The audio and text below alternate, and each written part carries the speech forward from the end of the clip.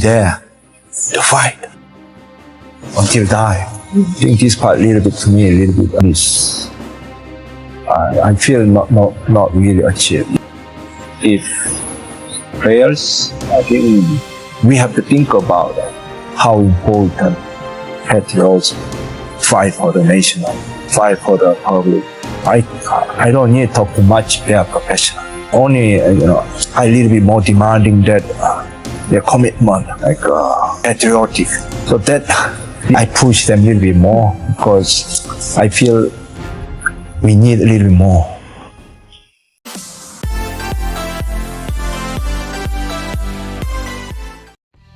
Duka lara timnas Malaysia sampai saat ini belum juga berakhir. Setelah ditolak 8 negara pada laga uji coba pada Oktober tahun ini, kini Malaysia harus gigit jari setelah ditolak kembali oleh negara-negara Oseania yang berperingkat 160-an. Bukan hanya kesulitan mencari lawan tanding, Malaysia faktanya juga kesusahan dalam mencari pelatih untuk timnya. Kabarnya Malaysia kini sedang membidik Park Hang-seo untuk melatih skuad kebangsaan.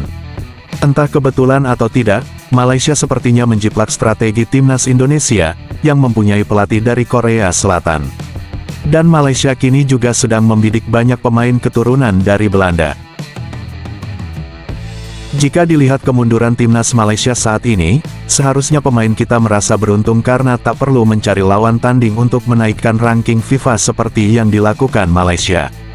Jika kita telisik lebih dalam, mungkin inilah faktor penyebab pemain naturalisasi Malaysia seperti Dion Kuls enggan membela skuad Harimau Malaya, misalnya pada pertandingan antara Malaysia dengan Selandia Baru pada tanggal 14 Oktober nanti, Dion Kuls lebih memilih absen dengan alasan pribadi. Hal itu lebih kepada karena sejak ia bermain membela timnas Malaysia, pemain yang pernah membela klub Denmark ini karirnya terus menurun. Berita tergempar tadi, Dion Kuls baru saja memaklumkan yang dia tidak dapat menyertai skuad Harimau Malaya untuk menentang New Zealand pada bulan ni. Bagi aku ini adalah satu kehilangan yang sangat besar sebab kita tahu level Dion Kuls ni kalau nak compare dengan player-player yang lain, dia lebih tinggi lah. Bagi aku dia lebih berkualiti. Jadi video kali ni aku nak membincangkan kalau tak ada Dion Kuls ni, siapakah partnership centre back untuk Malaysia lawan dengan New Zealand nanti. Sebelum tu, korang yang nak support akaun ni boleh tekan dulu butang follow dekat sini.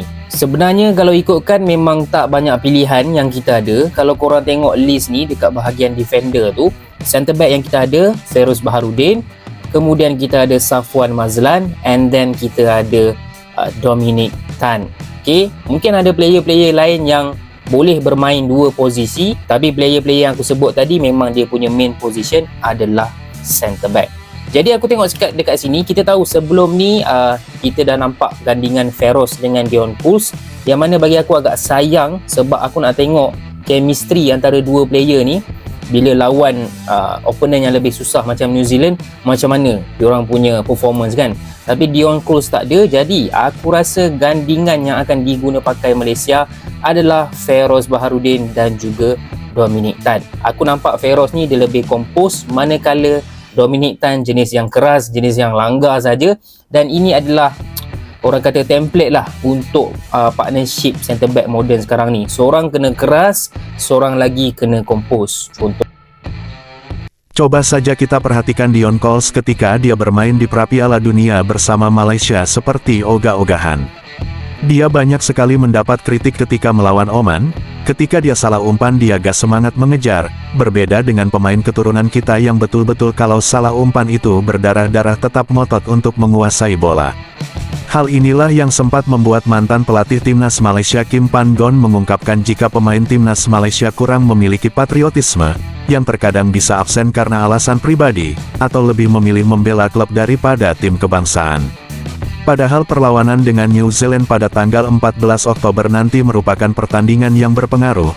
Seandainya Malaysia bisa menang maka ranking FIFA-nya bisa memintas India nanti, sehingga mereka bisa berada di satu di kualifikasi Piala Asia nanti.